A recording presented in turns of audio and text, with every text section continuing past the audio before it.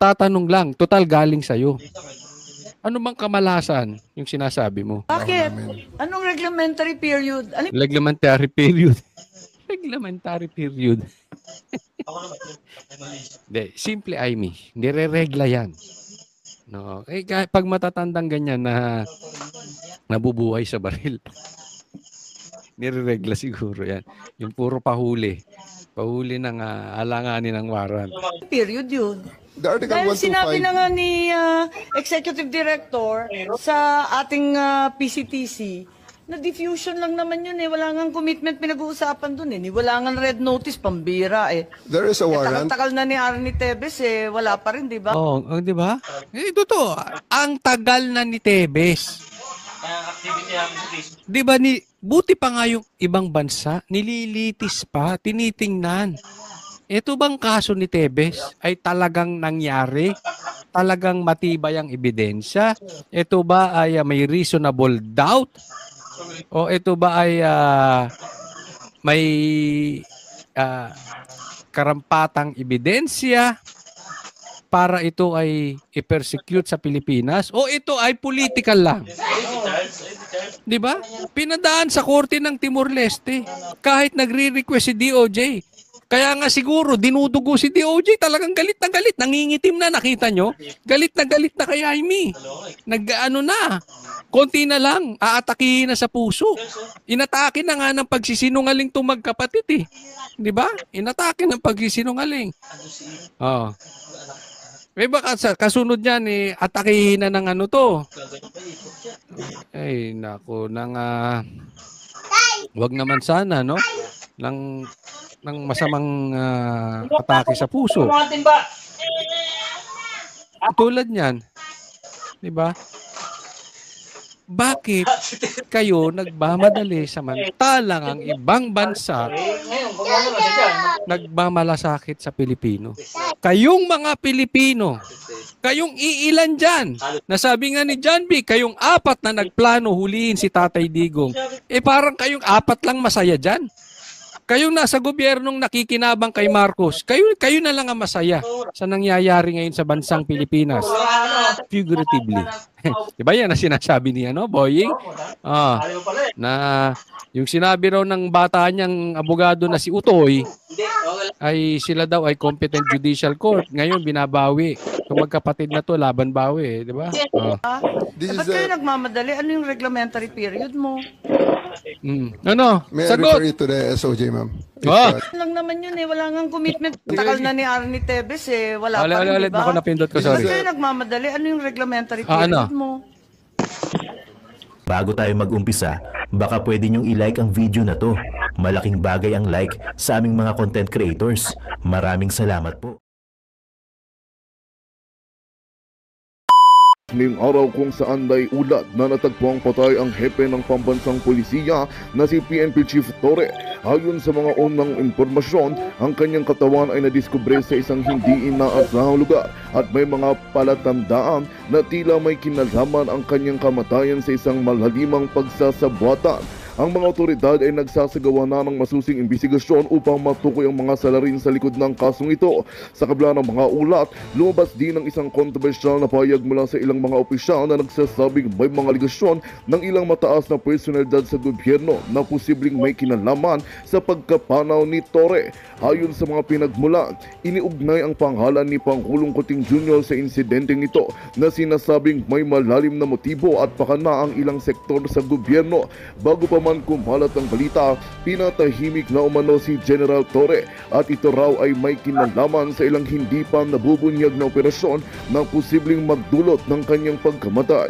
Sa kasalukuyang nagkakaroon ng matinding tensyon sa bansa dahil sa mga ulat na ito, marami sa mga mamamayan ang nangangamba at nagtatanong kung gaano kalalim ang krimen na ito at sino-sino pa ang mga sangkot. Habang nagpapatuloy ang investigasyon, isang bagay lang ang sigurado, ang pagkapanaw ni Torre ay magdudulot ng mas maraming tanong at kaguluhan sa ating mga institusyon.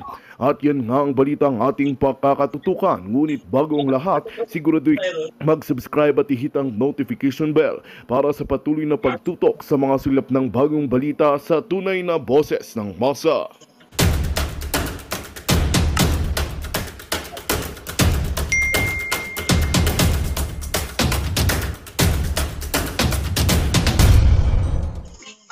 pag di mo ginawa. Hindi ka makakatanggap ng reward, wala kang pera, wala kang bonus, papagalitan ka ni BBM, hindi mo makukuha yung gusto mo maging PNP chief. Ano? Anong ibig mo sabihin na yung regulatory period mo na yan, yung mamalasin ka naman na yan, anong ibig mong sabihin? Malalim yan. Ibig niya ang datingan kasi nito ay yung ine-expect niyang makuha ay hindi niya makukuha. Sa akin lang ha. Mamalasin siya. Swerte na eh. Swertin mo na, nahuli mo na si Tatay Digong. Ayan na yung reward mo. Balik tanaw mo na. Tanaw mo na. Mawawala pa. Sabaw na natapon pa. Di ba? O kayo. Ayan na yung sabaw. Hihigupin mo na lang. O. Natapon pa. Tore, nagtatanong lang. Total galing sa'yo. Ano bang kamalasan yung sinasabi mo? Bakit? Anong reglementary period? Ano Reglementary period. Reglementary period. De, simple Amy. Nire-regla yan. No, pag matatandang ganyan na nabubuhay sa baril. Nire-regla siguro yan. Yung puro pahuli. Pahuli ng alanganin ng waran. period yun? The Article Dahil sinabi 125, na nga ni Executive Director sa ating PCTC, na diffusion lang naman yun eh. Wala nga commitment pinag-uusapan dun eh. Wala nga red notice, pambira eh. there is a warrant. Takal-takal na ni Arnie Tevez eh. Wala pa rin, di ba? Oh, di ba? Totoo. Ang tagal na ni Tevez. Di ba buti pa nga yung ibang bansa, nililitis pa, tinitingnan. Ito bang kaso ni Tevez ay talagang nangyari? Talagang matibay ang ebidensya? Ito ba ay may reasonable doubt? O ito ba ay may karampatang ebidensya para ito ay i-persecute sa Pilipinas? O ito ay political lang? Di ba? Pinadaan sa korte ng Timor-Leste kahit nagre-request si DOJ. Kaya nga siguro dinudugo si DOJ, talagang galit na galit, nangingitim na, nakita nyo? Galit na kay Jaime. Nag-ano na, konti na lang, aatakihin na sa puso. Inatake na nga ng pagsisinungaling itong magkapatid eh. Di ba? Inatake ng pagsisinungaling. Oh. May baka kasunod niyan eh, atakihin na ng ano to. Ay, nako, wag naman sana, no? ng masamang atake sa puso. Tulad niyan. 'Di ba? Bakit kayo nagmamadali samantalang ang ibang bansa nagmamalasakit sa Pilipino? Kayong mga Pilipino, kayong iilan dyan. Nasabi nga ni John B, kayong 4 na nagplano hulihin si Tatay Digong. Parang kayong 4 lang masaya dyan. Kayong nasa gobyernong nakikinabang kay Marcos, kayo na lang ang masaya sa nangyayari ngayon sa bansang Pilipinas. Figuratively. Diba yan na sinasabi niya, no, Boying? Na yung sinabi raw ng bata niyang abogado na si Utoy, ay sila daw ay competent judicial court. Ngayon, binabawi.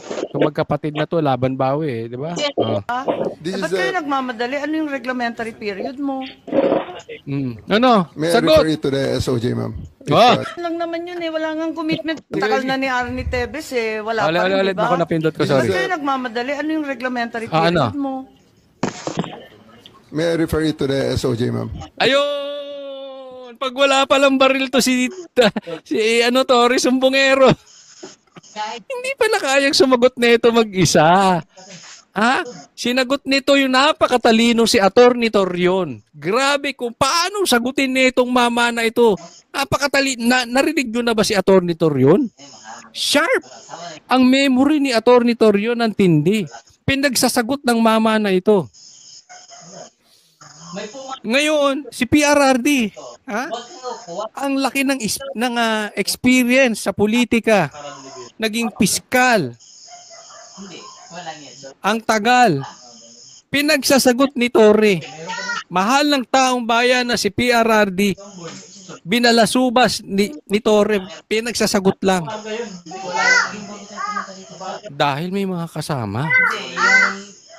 Pag wala palang kasama to, nagsusumbo. Umuurong yung utak. Yung tapang pala ng utak nito, yung kanyang pagiging argumento, yung kanyang pagiging makipag-debate. Pag marami lang palang kasama. Sige, sumbong mo kay Boying. If the SOJ wants to answer that. Hindi ba pwede kayo na muna? Yung barado ka. Barado ka kay Amy. Oh, lutong-luto ka. Ikaw na lang muna. Pambihira ka naman, Tori. Hindi mo kaya. Mauna lang kayo, tapos si SOJ. Pwede. Hindi, mauna si Boying. Mamaya, ganyan ka ng ganyan. Mamaya, sampahan ka ng libel ni... Magsumbong yan kay Castro, kay Claire. Tasampahan ka ng libel, tapos hulihin ka niyan si Torre sa labas pag maraming kasama. Delikado yan. Pag maraming kasama, ano yan? Makikipagsagutan sa yan. Papasukin ka namin, sayaw sa gusto mo, saka ka na lang magreklamo, ganyan ang mga banat niya. Ako na ang pinakamataas dito, wala nang judge dito. Ako pinakamataas, 2 stars. Oh. Yari ka, Amy. Okay, ma'am.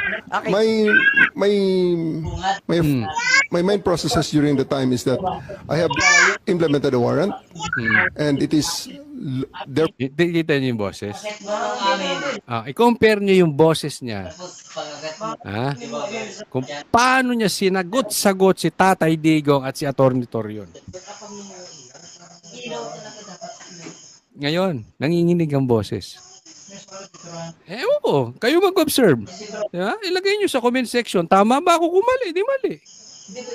Diba? Kanya-kanya tayo eh. Ako yan ang na-observe ko, kayo ba? For the person is already arrested by virtue of a legal warrant, and Article 125 comes into play of the revised penal code, which is entitled Delivery of Persons Legally Arrested to the Proper Judicial Authority. And I do believe at this point, The proper judicial authority, yan yung pinagtatalunan. The proper competent judicial court is not the DOJ. Korte. Judicial, hindi executive. Ang DOJ po executive. Yan yung sinasabi ko, naglaban bawi si Remulla. the judicial authority will be the ICC. Therefore, I have Hindi rin ICC. Dito nyo nahuli. Sa bansa nyo ba nahuli? Sa bansa natin. Iharap nyo sa korte dito. Pilipino ba siya? Hindi. Dito muna. Then, pag sinabi ng ng korte natin, oy, sige. Dapat ICC mag-declare, humusga dyan. Ang tawag po ron, Torre, due process. Pinadaan nyo muna sa proseso. Sadya talaga eh. Para kang mangingitim pagka hindi mo napadala agad eh. But anyway, sa'yo na nga galing, mamalasin ka. Baka hinabol mo yung swerte mo. to abide with that Article 125 of the So revised inaamin penal mo warrantless arresto. Kasi yung Article 125 ng RPC does not apply kung may warrant. So Yun, yung 125 kasi ng RPC o Revised Penal Code, Nakapag-review na ako dito. warrantless arrest. Ibig sabihin, pag inaresto ka ng walang warrant, dapat dalahin mo agad Akala ko napaglagay. sa proper authorities. Dalhin mo sa pulis, tapos dalhin nyo agad sa korte. Para nang sa ganon, hindi ka ma-illegal kidnapping. Tapos may mga Kasi walang warrant eh. Hinuli mo lang. Nangyayari po kasi yung walang warrant, kunwari, yung ongoing yung commission ng crime. Halimbawa, nag-snatch. hindi pa Ganyan. So, kailangan ipresenta mo agad. Di ba? Pagka may ongoing, pwede mo hulihin, pero ipresenta mo agad. Yun yung sinasabi ni Amy dito. So, inaamin mo, yung paggamit mo dyan sa batas na yan ng Revised Penal Code, warrantless. So walang warrant. Inaamin mo, Torre, walang warrant. Kasi ginagamit mo yan. Anong sagot ni Torre? Naamin mo, walang warrant. At the many stages, ma'am, all the many other, Hindi, among make other up your laws. mind. Tingnan mo, oh. Ang layo na sagot. May warrant, wala. All the stages. Mas bata siya. Kita nyo kung paano ito makipag-usap pagka siya yung nasa ibabaw. Ito po, sa ating mga Pilipino, hindi lang kay Torre, sa lahat ng mga Pilipino sa buong mundo.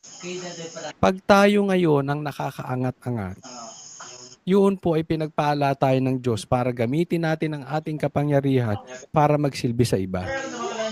Hindi para mang-api, gamitin natin yung kinaangat natin. Kasi darating at darating ang panahon, even the most powerful tatanda. Even the most strong, the strongest will become weak. So, umiikot ang mundo eh. Kita mo yung tapang nito. Ngayon, tinanuan nangyari. Nagkautal-utal. Di ba? Bakit? Hindi niya teritoryo. Wala siyang bata-batalyon na pulis na kasama. General Torre, warrantless arrest ba to o may warrant? Kasi ang liwanag naman ng Article 125 No, you decide. Ano na, Torre? May warrant o walang warrant? ng revised penal I do code. believe that I have a warrant at this Oh, may warrant ka. Ba't ginagamit mo yung anong yan? Mali, actually, yung pagkahagamit niya dyan sa batas na yan, ng 125 ng RPC, mali. time. I just don't want to be Hindi walang reglementary period. Mamili ka. Kapag warrantless arrest, edi may period. Kapag may warrant, walang period. just the same, ma'am. I have to deliver Hindi him to the pareho judicial yun, proper authority. kapatid. Yan, to the rescue. To the rescue, Boying. Nasusukol na. Nagre-rescue na si Rimulya. Nasusukol na. O, ano ang gagawin ng isang Rimulya pag sukol na? Tatanggapin ba yung pagkakamali? Mag-a-apologize? Ano, pag sukol na? Hindi magkapareho yun. The reglementary period only comes into play when there's a warrantless arrest in accordance with Article 125 of the revised penal code. Di po ba? At saka may kinalaman yun sa delivery of the accused and arrested. Di po ba? And I'm being cautioned by the DOJ, ma'am, that it may be sub judice already. Yon, subjudice. Sukol na, subjudice. Ginawa na, Yan ang Rimulya. kaya naman na Di ba? parang hinang lang. So pag kayo Tapos may ang gigipitin, yung dam, magsasubjudice kayo. hindi yun. Kahit Pag kayo hinihinga ng warrant of arrest, hindi dyan. sasabihin nyo, hindi, papasok kami dyan sa ayaw sa gusto nyo. Oo, yan. Hindi, ako 2-star dito, doon na kayo. Doon na kayo magpaliwanag sa ICC. Yan ang sinasabi natin. Diba? To discuss that because of the habeas corpus pending in the Supreme Court, ma'am. Ayan. Subjudice, kasi ando na yung usaping habeas corpus na kaso sa Supreme Court. So, hindi na pwedeng pag-usapan yung merits of the case. So, lumulusot. Pero, nasukol na siya. Namati na siya. Oh. Booking na siya. Wala na siyang lusot. Pati ba naman ng revised penal code, naging executive session. Ayan. Bakit niya sinabi yung pati ba naman revised penal code ay naging executive session? Kasi pag nasusukol itong Rimulya Brothers, manghihingi ng executive session. Ganon. Hirang buhay to. Sukol. Magaling dito, magaling. Okay, hindi ko po sinusuportahan again si Amy ha. Ilang beses kong sinabi, huwag niyong iboboto ito. Okay lang, tama siya dito. Sa pagkakataong ito, gamitin natin. Gamitin natin yung kanyang kanyang tama. Next topic po. Ito, pag-usapan natin kasi napakaganda rin nito, no? Tingnan natin kung gaano kagaling ulit si Torre. May I ask Gerald Torre, how did you think did you handle the arrest of former President Duterte properly? Sa gobyerno. Yes, sir. I do, sir. It's proper. It was proper. But when I saw the video, it was really, for me as a citizen of this country, it was really unbelievable. It was a very, very big disappointment. Because I can relate, General. Because when we were arrested way back 2001, together with my father, the same thing happened. All right, we were in the wee hours of the morning. We were the policemen barged in our hospital room at the Veterans Memorial Hospital. They were arresting us. They wanted us to be transferred to another detention cell because after the May 1 siege, at ano sabi ng mga pulis? Kalad ka rin na yan mga yan pag ayaw sumama. Ganyan, hindi ako nagtatanong lang sa mga pulis ha. Yung mga ganun ba kailangan pa? Yung kalad ka rin na yan. Hihilahin ko yan. Kasi, alam mo, kahit gaano ka-powerful ang tao, kung marami naman na kayo doon, hindi na naman magre-resist ng arrestong mga ito eh. Diba? Papayag na lang sila magpa-aresto kahit na sa tingin nila mali yung pagkaka-aresto sa kanila. Halimbawa, nung ginawa kay Tatay Digong, siyempre, andun yung asawa niya at yung anak niya. Kahit ako nasa lugar niya, kahit sa tingin ko, hindi ako dapat arestuhin. At andyan ang pamilya ko. Kesa madamay at masaktan yung pamilya ko, isusuko ako. So, hindi na kailangan yung hilahin ko to, sasaktan pa. Hindi na kailangan ng mga ganun eh. Ito ba'y nararapat sa tingin ninyo sa pag-uugali ng mga kapulisan natin? At the same time, when I saw the video, parang nag-flashback sa akin yung ginawa ng mga kapulisan ng araw sa amin. At ang sabi mo, hihilahin ko yan. Is that... Alam mo, nababastusan talaga. Kayo ba? Nabastusan kayo nung binabanggit ni Toria na hihilahin ko yan, hihilahin. And hindi to masyadong pinalabas sa mainstream, ha? Is that what you said, General Torre? Sir, it's already all optics and tactics already because it's already... Yung optics, tactics. Kailangan ba? Saguti. Ito si Torre pala, no? Ibang-iba siya pagka maraming kasama, no? Ngayon paikot-ikot siya. Pero very direct siya pag andyadyaan yung mga bodyguard niya. Marami siyang kasamang dibarel, marami siyang kasamang pulis. I'm asking you, did you say that? Hihilahin ko. Yes, sir. And I actually made good of it, sir. No. What prompted you to say that?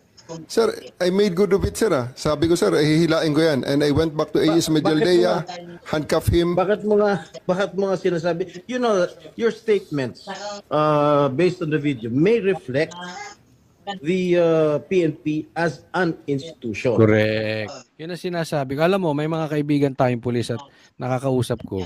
Sinasabi nila mali itong ginawa ni Torre. At naiinis sila dahil nga damay sila eh.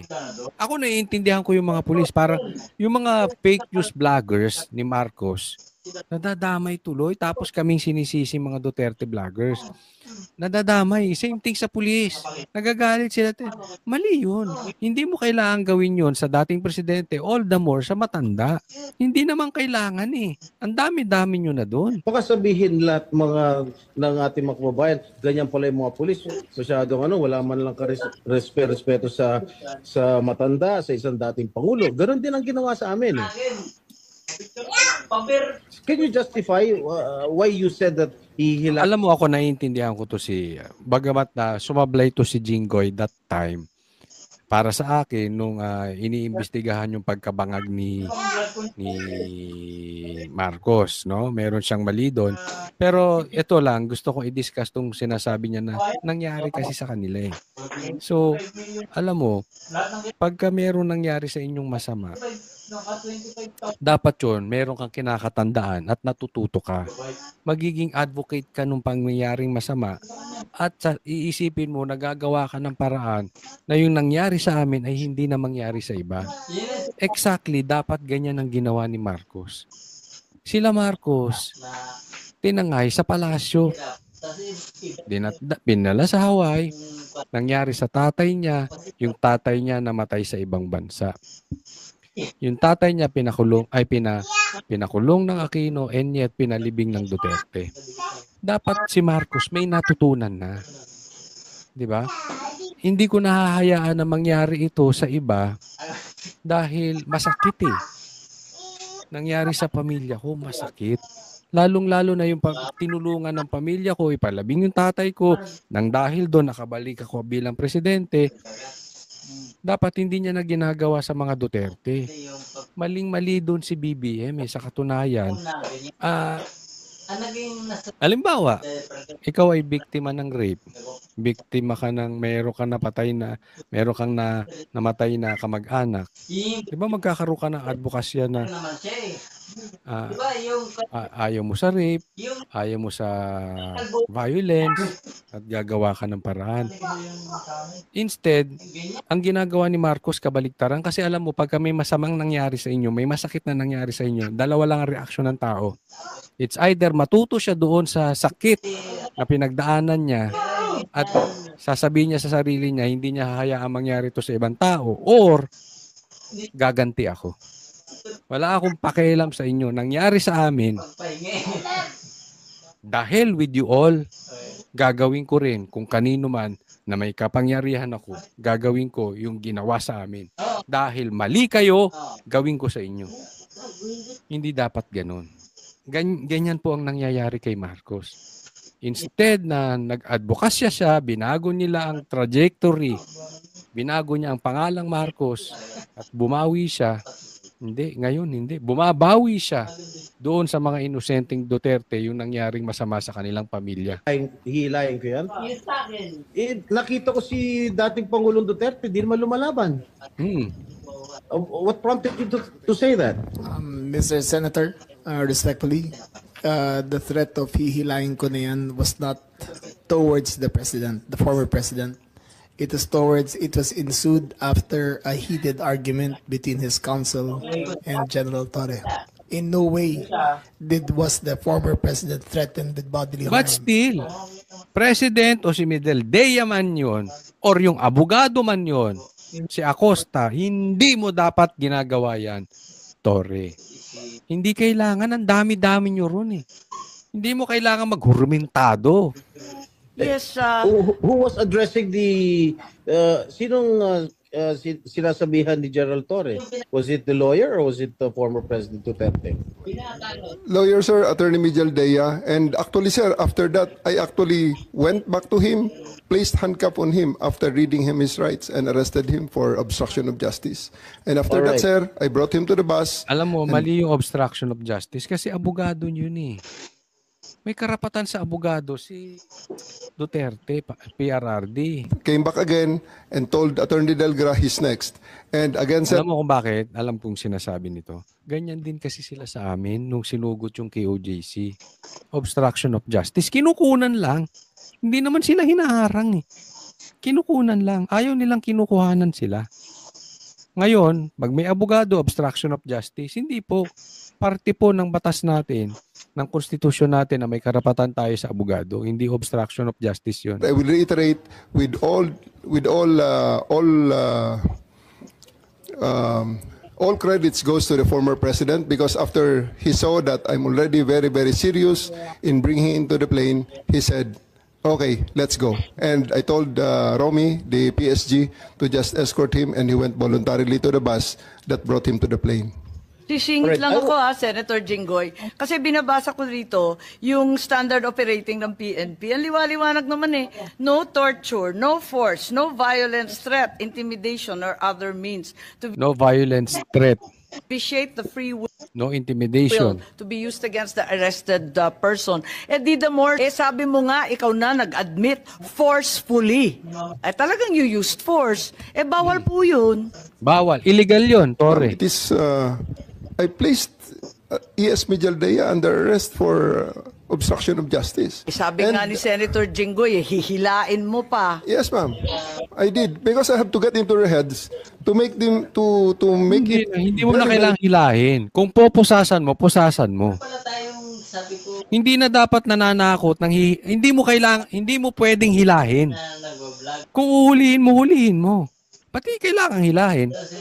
clear to them that we are already very, very serious of Tama loading nga. the president to Oo the naman, plane. General, pinapaliwanag Tama si mo, Amy. pero bawal ang paggagamit ng dahas, ng pananakot, Ma'am, ng just to be clear. intimidation, or any other means. Ang liwanag nasa kapulisan yan eh. Just to be clear, operationally, there was obstruction of justice. It was the decision call of General Torre to place him under arrest for obstruction of justice. Now let us separate what happened to the president. You are talking about Attorney Medialdea. Yes, ma'am. Paano yung iba? No one else was armed, ma'am. Yung attorney. No, wait. Yung abogado. If I may, Senator Amy. Yes. Madam Chair.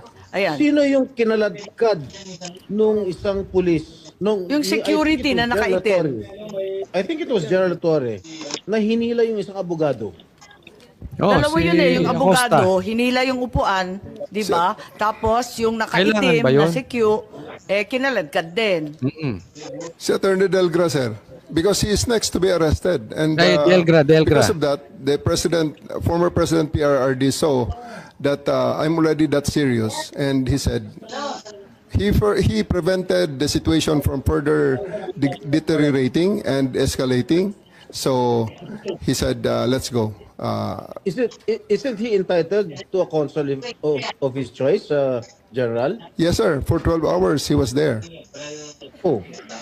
Can't he speak to his client? Bigla niyo na lang... They are there for 12 hours, sir, speaking to each other. Ano? They are there for 12 hours, speaking to each Alright. other, sir. One more thing that I noticed in the video, no? Ang sabi ni PRRD, papasukin niyo yung anak ko. Yun. Abogada siya. At ang sinabi mo, hindi ko siya papapasukin. Why not? No, abogado, merong choice ang isang akusado, especially yung huhulihin, siyang pipili ng abogado niya. Hindi ka dapat pala desisyon tore. Kahit wala mo na Siya ang huhulihin eh. Oh. Gerald Torre.